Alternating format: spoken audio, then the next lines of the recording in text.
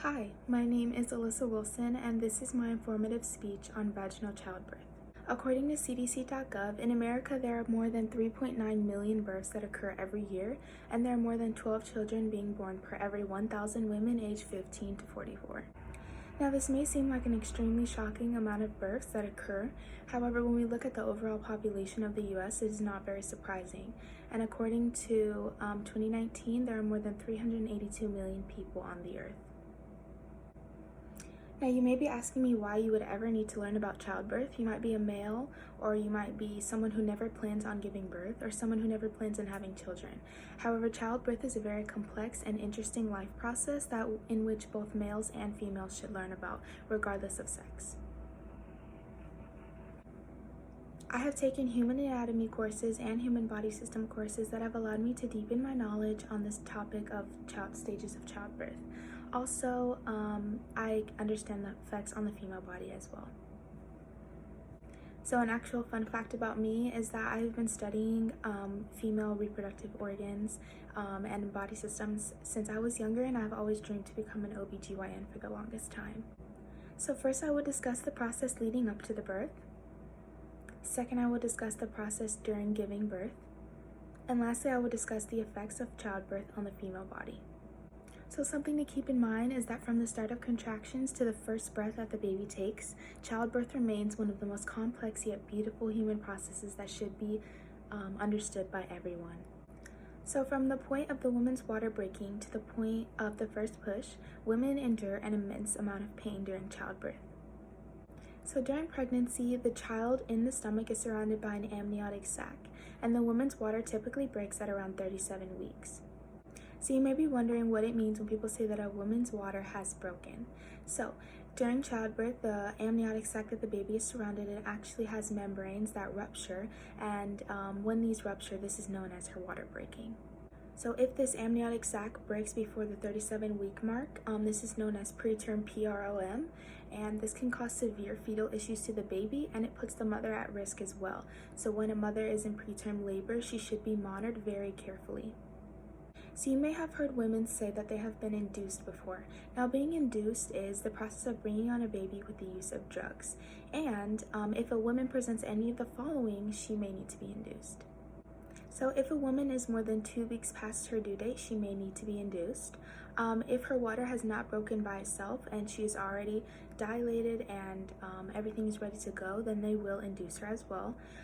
If she presents any sign of a bacterial infection that could cause harm to the fetus or the woman, they may need to induce her as well. Now for the process of delivering the baby. So after the amniotic sac has broken and the woman's water has broke, the preparing of medications and pushing can now begin.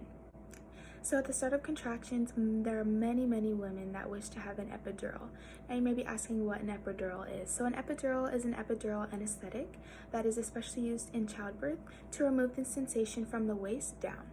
Now this is helpful for pushing the baby, of course, out of the vagina, and it removes the sensation, and a lot of women can ease off of the pain and have an easier childbirth with this anesthetic.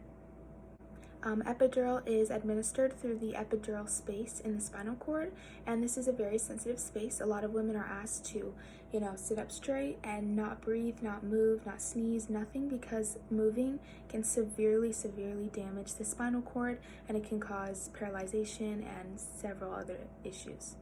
So once the epidural is administered into the spinal cord and the pain has eased up, a woman must wait until she is 10 centimeters dilated to begin the pushing process.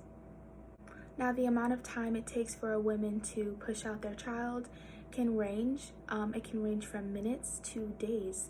It really varies on the person, and sometimes there have been cases where a woman pushed out the baby so fast that the doctor actually didn't make it there on time. During childbirth, there are several reproductive organs that are involved in the process of childbirth. First is the vagina. We also have the fallopian tubes, the cervix, the ovaries, and the uterus. So until a woman is 10 centimeters dilated, the cervix, which is the lowest part of the reproductive system, it actually dilates and it becomes thinner, allowing a pathway for the baby to come through. So after a countless amount of pushing, the baby is finally born, and the umbilical cord which supplies the baby with nutrients during the pregnancy is cut, and usually the father cuts this. Next, the placenta is delivered, and the placenta is what connects the fetus to the uterine wall.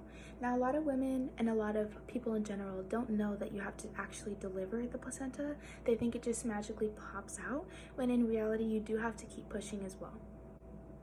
Now, if the child is feet first at the time of delivery, and if they are dilated 10 centimeters and they're ready to give birth, a cesarean section needs to be done through the stomach.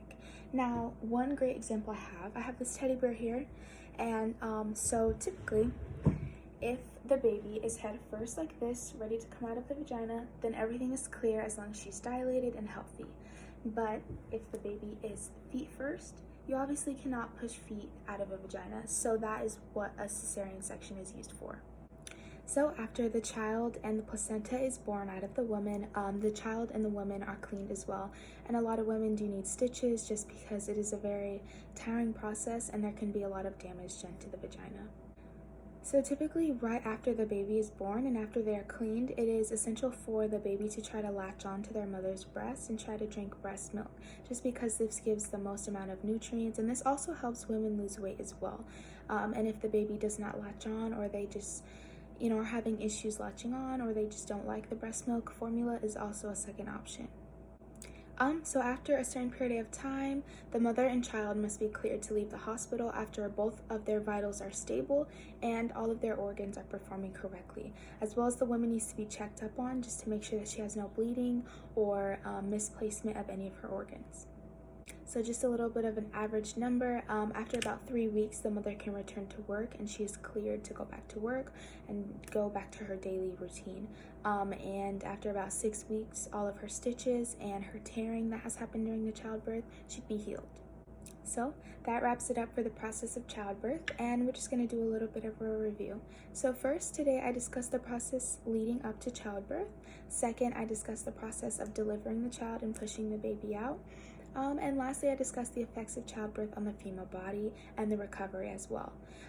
So in conclusion, childbirth remains one of the most important and rewarding human processes to ever exist, that involves ups and downs and a roller coaster of emotions, good times and bad times. And regardless of the hardships, the outcome is very rewarding, and childbirth should be understood by everyone. So thank you so much for listening to my speech.